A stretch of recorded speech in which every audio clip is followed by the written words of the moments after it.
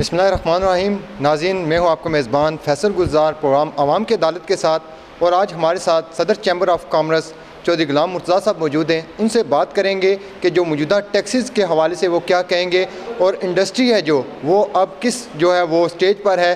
और मीरपुर में बेरोज़गारी के हवाले से भी बात करेंगे कि बेरोज़गारी बढ़ रही है और सी पैक के जो मनसूबा है उससे मीरपुर आज़ाद कश्मीर के पर जो है वो असरात कैसे होंगे। अस्सलाम वालेकुम सर। वालेकुम सलाम सर, सबसे पहले हम आपको अपने प्रोग्राम में खुशामदीद कहते हैं। तो सर ये बताएं कि जो हमारा कश्मीर कौंसिल को जो टैक्स दे रहे हैं हम, वो FBR नहीं मानती, इसकी क्या वजूहात हैं और क्यों नहीं माना जाता? हमने इस ज़मन में बहुत सारे एवेन्यूज़ दरवाज़े खटखटाए हैं जी। ब्यूरोक्रेसी से लेके पॉलिटिशियंस तक। इस ज़मन में इसहाक डार साहब से हमारी मुलाकातें हुई, मिनिस्टर कॉमर्स खुर्रम दस्तगीर साहब से हमारी मुलाकातें हुई, प्रेसिडेंट ऑफ AJK से मुलाकात हुई, प्राइम मिनिस्टर ऑफ AJK से मुलाकात हुई। सब इंगेजमेंट्स के बाद जो नतीजा निकला वो FBR के चेयरमैन ने निकाला। उन्होंने सच्ची बात हमें बताई कि आप चूँकि नॉन रेजिडेंट हैं इसलिए आपको हम टैक्स पेयर का दर्जा नहीं दे सकते। अब हमें अगर टैक्स पेयर का दर्जा दिया नहीं जा सकता तो फिर हमसे टैक्स वसूल क्यों किया जाता है? मेरा सवाल ये है कि टैक्स गुजार ना होने की सूरत में हमें जो नॉन फाइलर कैटेगरी का टैक्स, जो डबल टैक्स है, डबल टैक्स भी देना पड़ता है और फिर हमें टैक्स चोर भी समझा जाता है, यानी हम टैक्स पेयर नहीं हैं।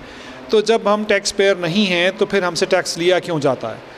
तो इस तरह की सूरत हाल है कि कुछ कॉर्नर्स से आवाज़ें आती हैं कि आप बिल्कुल सही कह रहे हैं, आपको टैक्स फाइलर कैटेगरी मिलना चाहिए। कुछ कॉर्नर्स जिन्होंने फ़ैसले करने हैं वो ब्यूरोक्रेटिक रवैयों की वजह से हठधर्मी का शिकार हैं और हठधर्मी का मुजाहरा कर रहे हैं।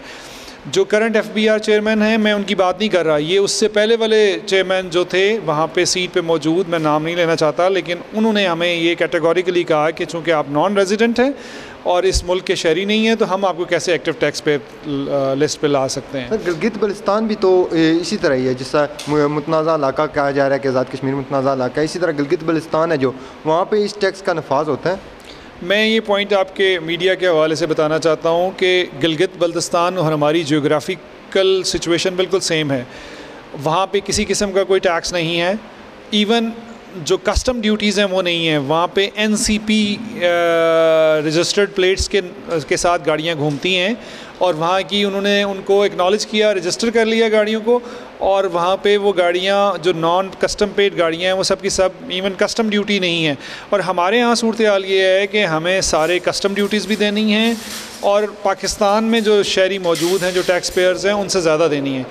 और इसके अलावा इस सारी सूरत हाल में बुनियादी बात यह है कि या तो मैं समझता हूँ कि अगर आपने हमें दर्जा नहीं देना टैक्स पेयर का तो फिर हमें अफ़गानिस्तान की तरह डील करें।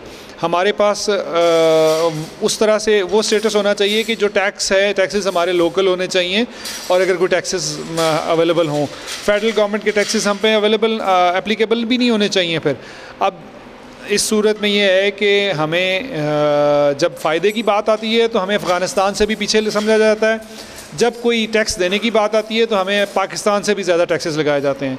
अभी AJK गवर्नमेंट ने भी वो जो कमी थी वो पूरी कर दी कि प्रॉपर्टी टैक्स जो इस सूरत हाल में जब हमें पहले जो हम टैक्स अदा करते हैं उसका जब रिकग्निशन नहीं मिल रहा, इस सूरत हाल में एक नई तलवार AJK गवर्नमेंट ने हमारे सर पर लटका दी, वो प्रॉपर्टी टैक्स की शक्ल में।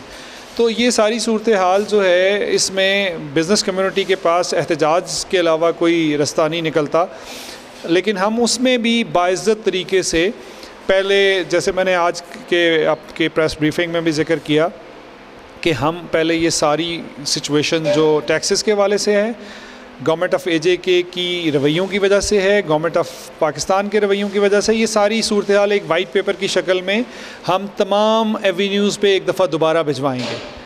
और उन किसी एवेन्यू से अगर हमें कोई मुस्बत बात निकली तो हम उनके साथ एंगेजमेंट करेंगे, और अगर वो बात सूरत हाल नहीं निकलती तो ट्रस्ट यू मी कि will go for an agitation campaign, और उसमें भी हमने स्टेप्स मुकर्रर कर रखे हैं और एक अच्छी मेयारी पुरअमन एजिटेशन कैंपेन करेंगे। जो सब जो आपने बात की टैक्स के जो है इंडस्ट्री पे भी तो असरात जो हैं वो बुरे पड़ रहे हैं। जी, टैक्सेशन के असरात, टैक्स देना जो है वो बहसीत शहरी हम समझते हैं कि हमारा फ़रीज़ा है और हमें देना भी चाहिए। लेकिन जो टैक्स ना देने के जो अभी सूरत हाल है, हम टैक्स देते हैं टैक्स की रिकग्निशन ना होने से हमारी इंडस्ट्री बंद होने जा रही है। यानी जो टैक्स हम 16% जो हमारा इंडस्ट्रियलिस्ट 16% टैक्स दे के आता है इंपोर्ट के टाइम पे, जब वो वापस माल प्रोसेस करके वापस भेजता है पाकिस्तानी मंडियों में, तो उसे दोबारा रिकग्नाइज़ नहीं किया जाता। उस इनपुट टैक्स को जो वो दे के आता है उसी को नहीं माना जाता वापस कि आपने ये टैक्स दिया है या नहीं दिया। तो इस सूरत हाल में हमारी जो इंडस्ट्री है वो 17% के डिसएडवांटेज पे चली जाती है, यानी वो माल उनका महंगा हो जाता है पाकिस्तानी मैन्युफैक्चरर से।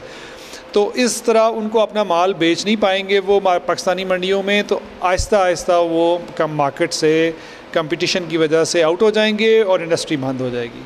सर, बतौर सदर आपसे मैं पूछूंगा कि जो इंडस्ट्री है यहाँ पर लगाने का क्या जो है वो तरीक़ाकार होता है कि बेशुमार लोग यहाँ पर पाकिस्तान से आके लगाते हैं, क्योंकि यहाँ पर 5 साल जो पहले हैं वो छूट होती है टैक्स, तो वो 5 साल यहाँ पर लगा के बाद में वो 5 साल जो पूरे होते हैं वो बंद करके इंडस्ट्री चले जाते हैं। इसकी रोकथाम के लिए कोई इक़दाम किए जाते हैं? देखिए, ये जो टैक्सेशन में छूट दी जाती है ये दी जाती है रिमोटली लोकेशन होने की वजह से।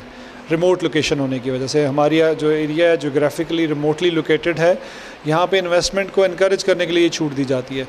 अब ये छूट देने का मकसद जो है इन्वेस्टमेंट को इनकरेज करना है। अब अगर इन्वेस्टमेंट को आप इनकरेज नहीं कर पाते, एक ख़ास हद तक 5 साल में नहीं इनकरेज पाए एग्जाम्पशन दे के, 5 साल बाद वो बंद कर देते हैं या नाम बदल देते हैं, तो आपको वो फिजिबल नहीं होगा। वो उनको आपको चाहिए, गवर्नमेंट को चाहिए कि वो छूट में इजाफा करे। जैसे अब चाइनीज़ को ये करने जा रहे हैं, चाइनीज़ को 10 साल की एग्जाम्पशन देने जा रहे हैं, और इसके अलावा मुझे लगता है कि जब वो 10 साल पूरे करेंगे तो अनदर 5 ईयर्स के लिए दे देंगे।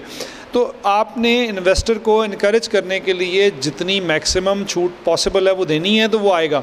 इन्वेस्टर को आप डंडे के ज़ोर पे नहीं ला सकते, इन्वेस्टर को इंसेंटिव दे के ला सकते हैं, तो इंसेंटिव को बढ़ाने की ज़रूरत है। सर, क्या क्राइटेरिया है कि जो मुलाजमतें हैं यहाँ पर जो मुलाजम काम करते हैं उसमें मकामी कितने अफराद जो भर्ती करते हैं और बाहर से कितने आते हैं? ये बड़ा इंपॉर्टेंट पॉइंट है आपका। ये गवर्नमेंट ऑफ पाकिस्तान की और गवर्नमेंट ऑफ AJ की पॉलिसी होनी चाहिए कि जो इस किस्म की जब छूट दी जाती है तो उन्हें पाबंद किया जाना चाहिए ऐसी इंडस्ट्री को कि एक minimum percentage of local employment generate करें। अब चाइना के साथ मुझे जो इल्म है, जो हमारा इंडस्ट्रियल डेवलपमेंट बोर्ड है जो चाइनीज़ इन्वेस्टमेंट इनकरेज करने जा रहा है, तो उन्होंने ये शराइत रखी हैं कि टैक्स एग्जाम्पशंस और इनके साथ मशरूत किया है कि आप मिनिमम 40% या 50% लोकल एम्प्लॉयमेंट करेंगे। तो इस तरह की जो क्लॉजेज़ हैं ये माशरे की बेनिफिट के लिए बहुत ज़रूरी हैं और ये होनी चाहिए। चौधरी साहब, CPEC मनसूबे के आज़ाद कश्मीर में क्या असरात मरतब होंगे, और जो लोगों को उम्मीदें इससे वाबस्ता हैं कि यहाँ के मकामी लोग हैं जो वो इसमें भर्ती होंगे और उनको जो है रोज़गार मिलेगा? CPEC के हवाले से एक बड़ी तब्दीली तो ये आएगी कि जो रोड इंफ्रास्ट्रक्चर है, जो जिस रूट पे बेसिकली चाइनीज़ गुड्स ने ट्रैवल करना है, वो रोड इंफ्रास्ट्रक्चर तो डेफिनेटली मॉडर्न लेटेस्ट जो दुनिया है उसके साथ मैच करता हुआ होगा, क्योंकि चाइनीज़ ने उससे गुजरना है तो वो उसको इंश्योर करेंगे। अब दूसरा जो पहलू है इसका इन्वेस्टमेंट का, तो इन्वेस्टमेंट को इनकरेज करने के लिए हम जब तक इंसेंटिव प्लान नहीं देंगे, चाइनीज़ इन्वेस्टर्स को अट्रैक्ट करने के लिए कोशिश नहीं करेंगे, इन्वेस्टमेंट नहीं आएगी। जब फॉरेन डायरेक्ट इन्वेस्टमेंट को लाने के लिए हमें अपने रवैये तब्दील करने होंगे। अगर यही ब्यूरोक्रेटिक रवैये रहे जो करंट गवर्नमेंट के हैं या करंट ब्यूरोक्रेसी के हैं, तो हम डेफिनेटली इनकरेज नहीं कर पाएंगे चाइनीज़ इन्वेस्टमेंट को। गवर्नमेंट ऑफ पंजाब हो या गवर्नमेंट ऑफ KPK हो या गवर्नमेंट ऑफ सिंध हो या गवर्नमेंट ऑफ बलोचिस्तान हो, हमसे इस स्टेप में बहुत आगे हैं। इस वक्त direct public to public engagements चल रही हैं, पब्लिक टू प्राइवेट इंगेजमेंट्स चल रही हैं, प्राइवेट टू प्राइवेट इंगेजमेंट्स चल रही हैं। CPEC की अपॉर्चुनिटी को ग्रास्प करने के लिए हर कोई दौड़ लगा रहा है। अब इस सूरत हाल में हम बहुत पीछे हैं। हमारी पब्लिक टू पब्लिक इंगेजमेंट्स तो किसी हद तक फेडरल गवर्नमेंट ने मैनेज की हैं, लेकिन जो प्राइवेट टू प्राइवेट या पब्लिक टू प्राइवेट इंगेजमेंट्स हैं वो ऑलमोस्ट ज़ीरो पे हैं। तो इस चीज़ को देखने की ज़रूरत है कि हम प्राइवेट टू प्राइवेट सेक्टर जो बिज़नेस इंगेजमेंट्स हैं B2B और B2C उसको इम्प्रूव कर सकें। तो सब जो मैंने ये पूछा था कि इसमें मनसूबों जो उम्मीदें लगा रखी हैं नौजवानों ने, क्या उनकी उम्मीदें वो कोई जो है वो रिज़ल्ट देंगी? उसको मटेरियलाइज़ करने के लिए प्राइवेट सेक्टर को और पब्लिक सेक्टर को काम करने की ज़रूरत है। जो उम्मीदें हैं वो फॉल्स हैं अभी तक मुझे जो लगता है। वो उनको हकीकत का शक्ल ख्वाब हैं या फ़ाल्स हैं, मैं ख्वाब कहूँगा, वो ख्वाब को हकीकत का शक्ल देने के लिए जो मैं समझाऊँ चाइनीज़ के जो इनिशियल इंटरेक्शन से, अभी रिसेंटली हमने एक इंटरेक्शन किया, तो उसको ख्वाब को हकीकत में बदलने के लिए हमें कुछ इक़दामात करने होंगे और वो इक़दामात वॉर फुटिंग पे करने होंगे। सर आखिर में ये पूछूंगा कि आपका आइंदा का क्या लाएअमल होगा? अगर ये टैक्सेस का सिलसिला इसी तरह जारी रहा तो इंडस्ट्री चलाना तो बड़ा मुश्किल हो जाएगा, तो आइंदा का लाएअमल आपका क्या है? हम अपना लाएअमल अभी इन राइटिंग दे चुके हैं। हम पहले स्टेप पे एक वाइट पेपर की शक्ल में अपनी जो करंट सिचुएशन है, करंट प्रॉब्लम्स हैं, चैलेंजेस हैं, उन्हें राइट कॉरिडोर्स में, जो कॉरिडोर्स ऑफ डिसीजन मेकिंग हैं, उन तक पहुंचाने की कोशिश करेंगे। अगर वहाँ से हमें कोई हेल्प या सपोर्ट ना मिली या एंगेजमेंट्स ना मिली तो then will go for a set of agitation process, जिसमें हमने पहले तौर पे फैसला किया है कि हम एफबीआर के सामने जाके एजिटेशन रिकॉर्ड करवाएंगे, फिर हम नेशनल असेंबली के सामने जाके, फिर हमने सोचा है कि एजेके नेशनल असेंबली के सामने भी जाएंगे।